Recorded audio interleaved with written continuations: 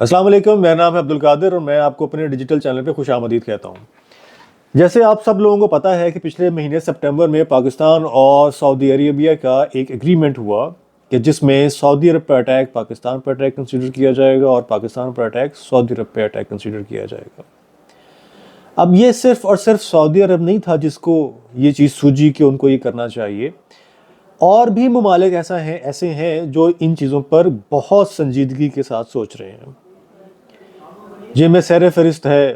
तुर्की, Egypt और बांग्लादेश। अब Saudi अरब के बारे में तो सबको पता है, बाकी जो अरब ममालिक हैं वो भी, कि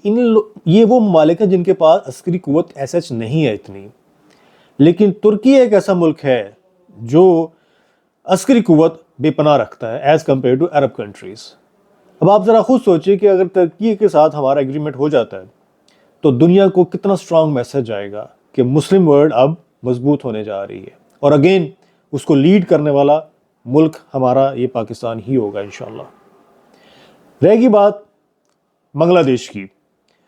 तो बांग्लादेश के साथ अगर हमारा एग्रीमेंट हो जाता है तो तनाज़े की सूरत में, जब इंडिया और पाकिस्तान का जो ज़ाहिर जंग तो होनी है, तो उस सूरत हाल में अगर इंडिया को एक तरफ से बांग्लादेश और एक तरफ से पाकिस्तान का ख़तरा हुआ तो आप जरा सोचिए कि इंडिया की सूरत हाल फिर क्या होगी। इस वक्त जो पाकिस्तान सूरत हाल का सामना कर रहा है अपनी मशरकी बॉर्डर से और अपना जो वेस्टर्न बॉर्डर है अफ़गानिस्तान का,